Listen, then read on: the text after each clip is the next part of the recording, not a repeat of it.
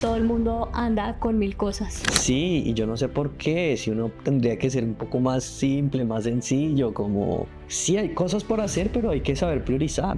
No hay mejor cosa en la vida que fracasar intentando y no privarse de hacerlo por miedo. El miedo nunca será un buen consejero. Los artistas tienen la necesidad y la función de crear por crear, pero a veces hay gente que le importa más el público que la misma obra artística. La gente talentosa tiene un problema: cuando no acompaña ni de disciplina, ni de perseverancia, ni de constancia, se confían en su talento. Entonces empieza una escala de aquí me quedo.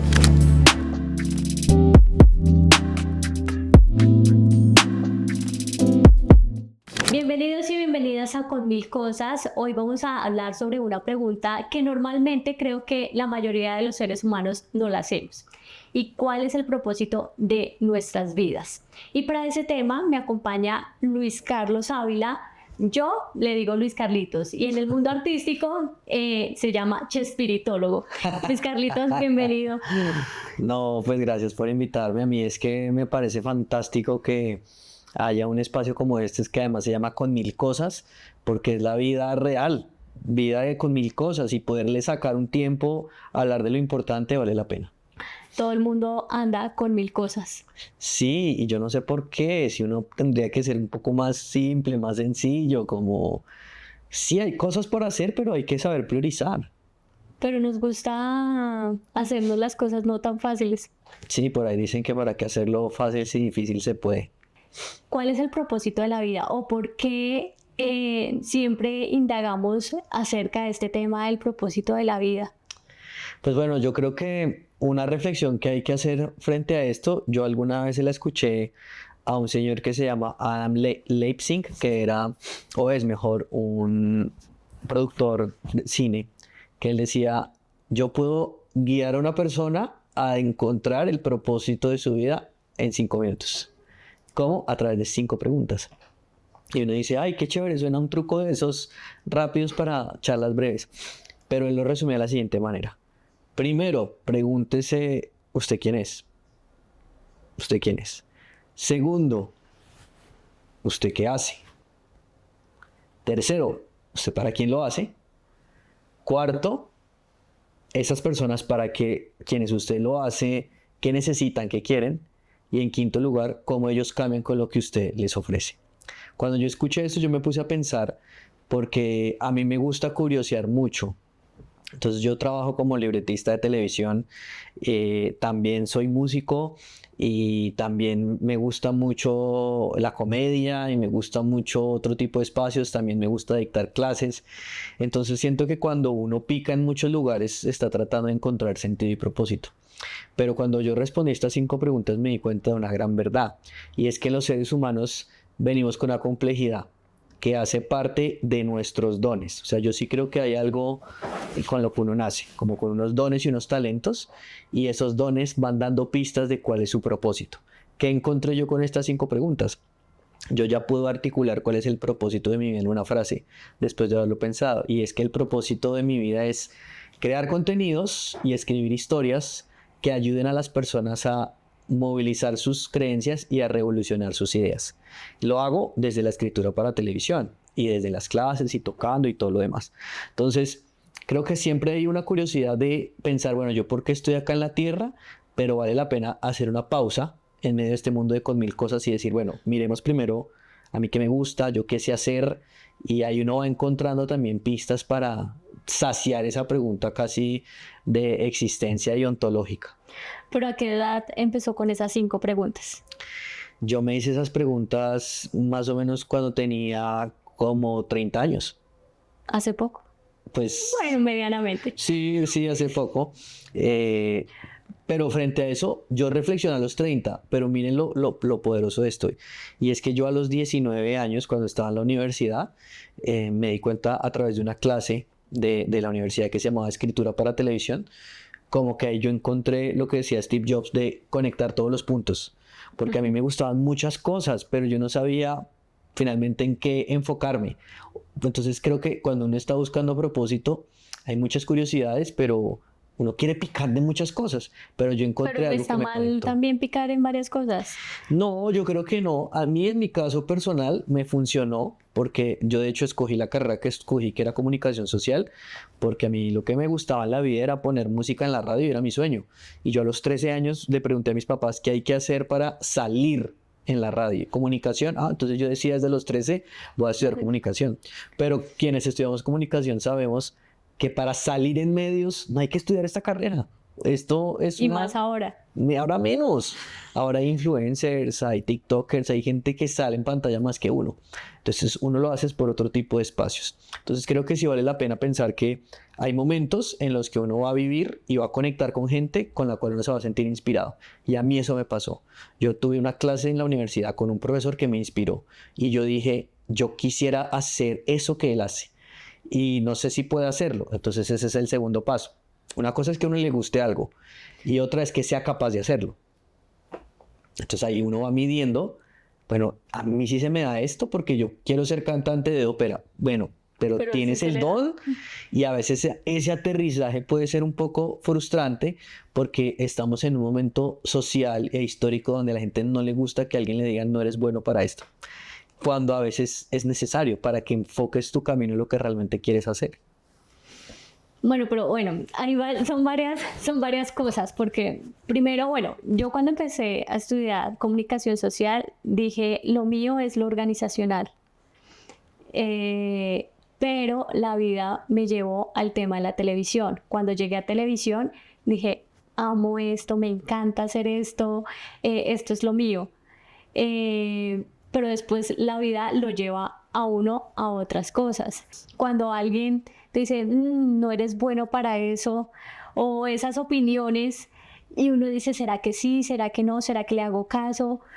Pero a veces esos comentarios, digamos que no funcionan. O sea, por ejemplo, tú no eres bueno para eso, entonces tú ya te desanimas y definitivamente dices, Claro. no soy bueno para eso. Pero entonces por otro lado te dicen, no, pero si eres bueno para eso.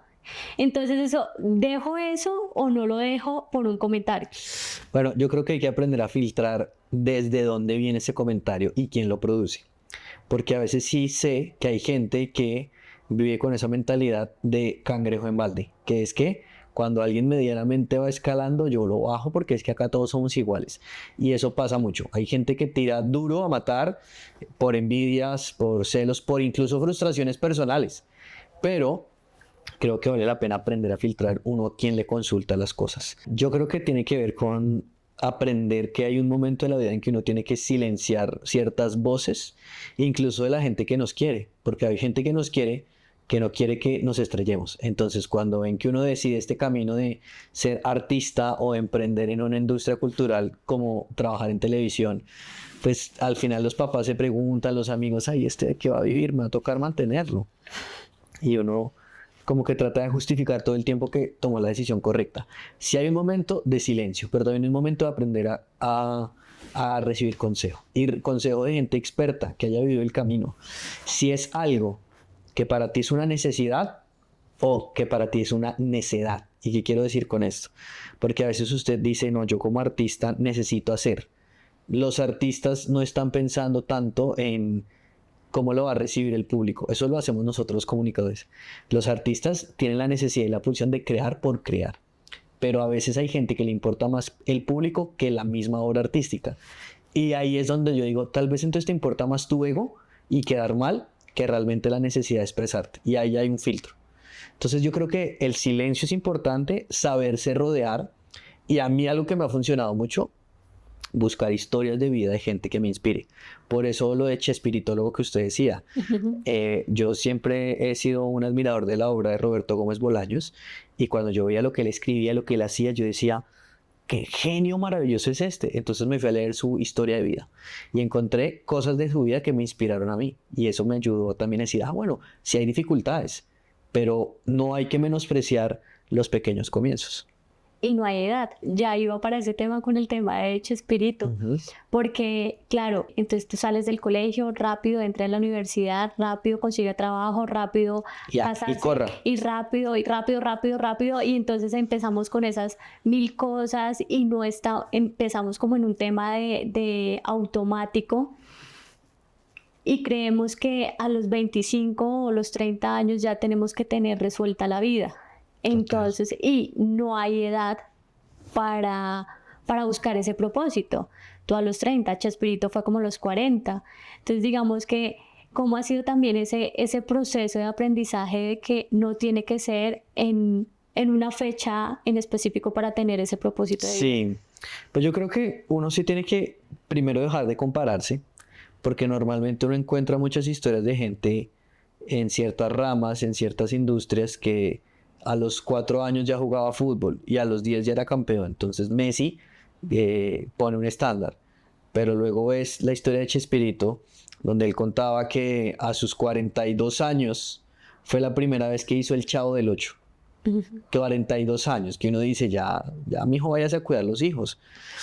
Pero yo siento que si uno deja de compararse, entiende que a veces necesita construir su propio camino y a su propio tiempo y a su propia condición. Pero no quiero decir que esta sea la excusa para no hacer porque me estoy tomando mi tiempo. No hay mejor cosa en la vida que fracasar intentando y no privarse de hacerlo por miedo. El miedo nunca será un buen consejero. Pero ahora el tema de las redes sociales, obviamente eso influye demasiado. Sí, claro, porque las redes sociales tienen esa situación engañosa y ese hálito de esto es rápido, esto es breve y cualquiera lo puede hacer. Y no todo el mundo lo puede hacer. La gente que se dedica a vivir de sus redes sociales como emprendedores o como Instagramers o lo que sea, TikTokers, tienen que dedicarse y tienen que aprender de muchas cosas. Entonces hay que honrar y respetar eso. Y a veces, como todo el mundo siente que comunicar es fácil, es lo que le pasa a uno cuando uno es escritor. Pero si todo el mundo escribe y todo el mundo agarra lo que tú escribes y todo el mundo corrige y dice, pero yo le corrijo al escritor, quiere decir que yo puedo hacerlo. Y no todo el mundo tiene la forma de hacerlo o la formación para hacerlo. A veces creo que hay que ser muy honesto con un mecanismo que también es muy orgánico en la vida y es, hay gente muy talentosa. Y yo siempre digo, hay gente talentosísima que está acá, de esas personas que uno veía en el colegio y contestaban todo de primerazo y no eran uno. Bueno, hay gente muy talentosa. Pero la gente talentosa tiene un problema. Cuando no acompaña ni de disciplina, ni de perseverancia, ni de constancia, se confía en su talento. Entonces empieza una escala de aquí me quedo. Pero está demostrado que la persona que no es talentosa de base tal vez, pero es perseverante, persistente, insistente, está destinada a superar al talentoso. El talentoso es tope de sí mismo. No lo hemos normalizado el tema de cambiar de como de profesión. Entonces, como usted estudió ingeniería, entonces tiene que estudiar siempre o tiene que trabajar siempre en ingeniería. Y usted dice, pero yo quería en algún momento, no sé, estudiar cocina. O quería hacer alguna manualidad. Entonces digamos que también la vida es como tan estricta en eso, o no solamente la vida, también las demás personas, la sociedad. Entonces, ¿cómo saber manejar, Oscar, cómo manejar ese tema también? Bueno, eso es lo que se llama en la actualidad un pivot de carrera. Cuando alguien está en una industria y dice, bueno, ahora quiero brincar a otra. Y se foguea y se prueba. Yo alguna vez lo hice porque me ofrecieron un trabajo en una startup. Y migré un tiempo a hacer marketing digital. Y estando allá, yo decía, ¿yo qué estoy haciendo acá? La cochina plata me trajo acá.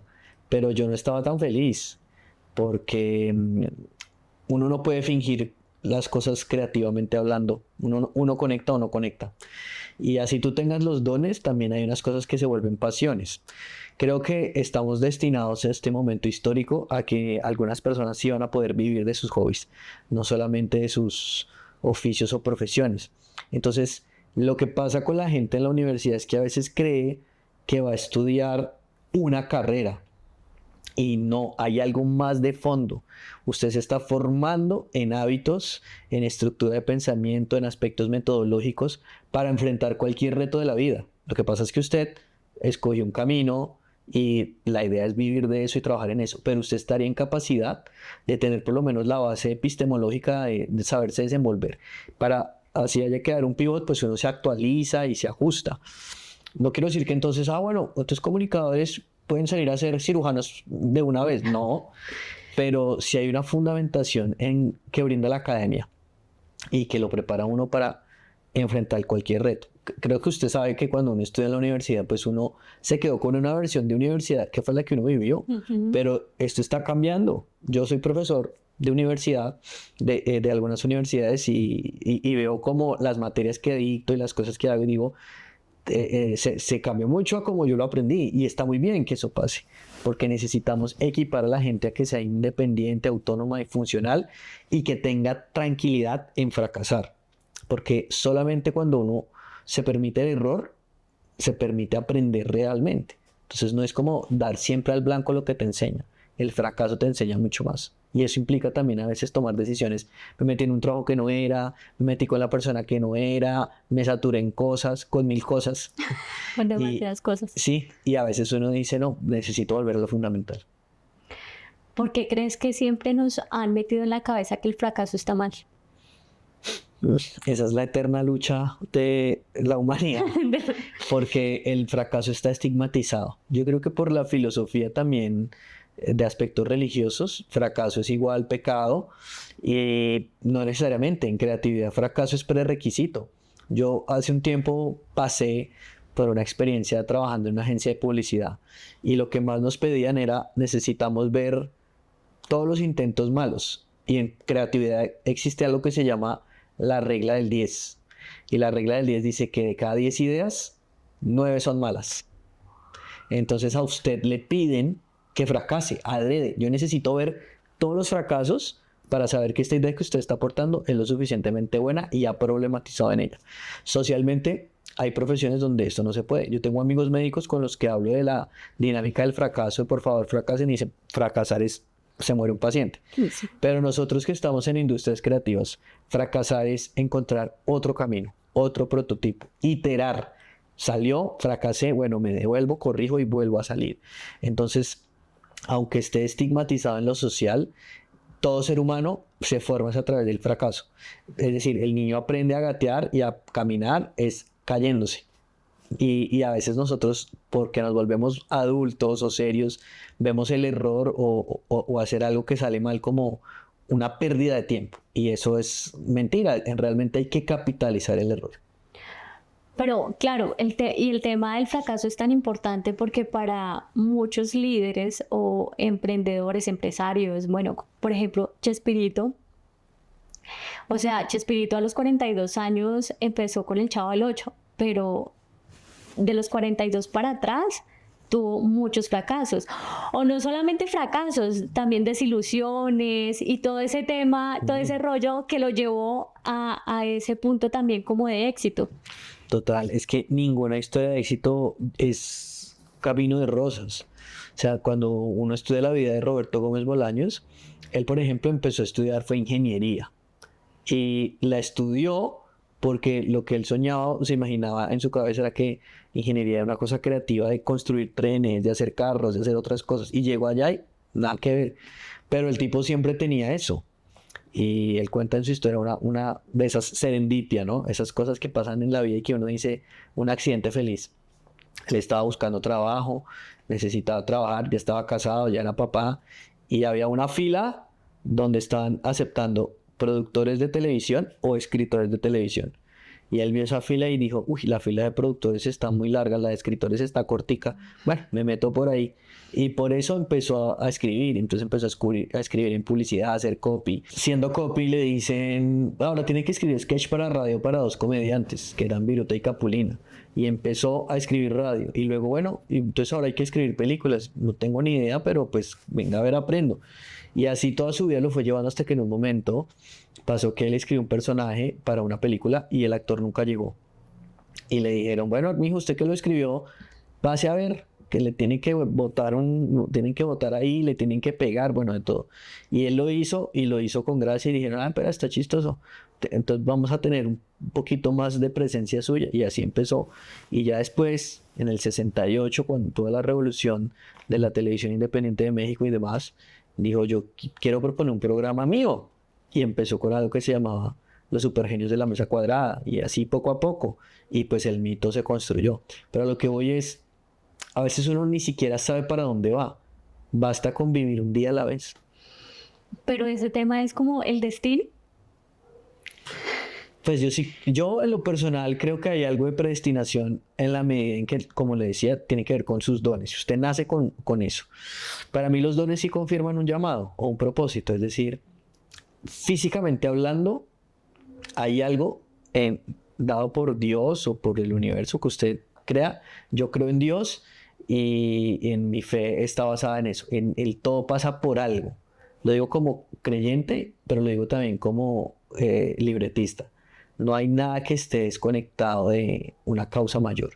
Entonces, más que destino, yo prefiero creer que hay un sentido de propósito más espiritual incluso, de cosas que uno todavía no entiende, que va a vivir, que va a enfrentar, pero uno tiene todo lo que se necesita. Lo que pasa es que a veces uno no se lo cree. Y que, o sea, más o menos como que la vida lo va llevando a uno. Sí, las cosas se van dando y uno empieza a aterrizar y mira, bueno, yo forcé esto y a veces se da más orgánico. Es como esa gente que dura, no sé, 10 años de novios y dele y después terminan y a los 2 meses se casa con otro tipo y es feliz. Y uno dijo, pero ¿cómo así? 10 años era como que ya se iban a casar y no, resultó que después conoció a alguien y fluyó más que remar. Creo que la cultura también que nos atañe mucho es una cultura un poquito melodramática de sufrimiento. Como que el sufrimiento es camino de purificación, de conseguir las cosas. Si usted quiere algo, le toca sufrir y empezar de abajo y que duela. A veces sí, el sufrimiento forja carácter, pero ¿qué pasa cuando hay cosas que se dan? Pues uno dice, esto se dio, pero no es que se dé, es que usted está listo para eso, porque ya pasó las pruebas de vida y de carácter que lo debían formar para esto. ¿El propósito se encuentra o se construye? Yo creo que es bien interesante pensar que no es un destino. Yo prefiero pensar que usted va caminando construyendo su propósito. Porque sí es cierto que uno tiene un potencial para lograr algo, pero si no lo hace, pues no existe. Entonces yo prefiero no endilgarle mi responsabilidad ni a Dios, ni al universo, ni a la vida. Es que esto tiene que llegar porque tiene que llegar. Es que así es. Lo que es para uno es para uno. Y al que le van a dar le guardan. Y si se fría le calientan.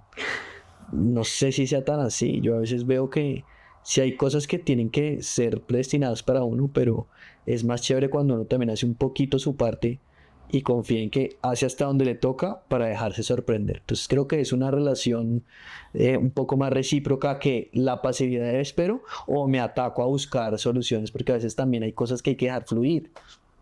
Por más de que uno se afane y presione, hay momentos donde le toca relajarse y dejar fluir. Y llega.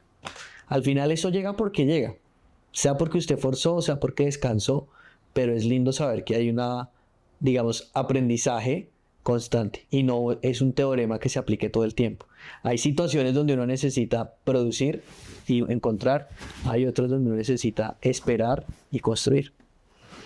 Pero digamos que cuando la vida a uno lo sorprende, no sé, con un buen trabajo, y digamos que uno a veces no se siente feliz en ese trabajo, que muchas veces no solamente me pasa a mí, le puede pasar a la mayoría de las personas, y dice, la vida me llevó hasta acá, pero no puedo, digamos que desbordar las capacidades o lo que soy. Ahí uno como empieza también como a reformular ese propósito de vida. Wow. Pues mire que yo hasta en eso creo que debe haber un sentido de propósito. Es decir, yo me O pregunto. es como, yo tuve que pasar por acá, ya entiendo. Ahora Exacto. estoy acá y ya entiendo por qué pasé por allá. Es como un quiz constante de por qué estoy viviendo esto y qué necesito aprender de esto. Y hasta que uno no aprenda la lección, uno se queda ahí repitiendo y tercereando esa materia. Pero hay un momento en el que usted dice, ya, entendí qué es lo que tenía que aprender de este trabajo, de esta relación, de esta amistad, de esta situación laboral, personal, lo que sea. Y cuando uno ya dice, ya entendí por qué era, pues lo pasa. El problema es que uno a veces lo entiende 15 años después, cuando, ya me acuerdo de este trabajo, era importante que yo pasara por acá. Yo prefiero pensar, como lo decía Steve Jobs, de unir los puntos, que hay cosas que solo van a tener sentido cuando pasa el tiempo y usted mira hacia atrás y dice, con razón esto pasó.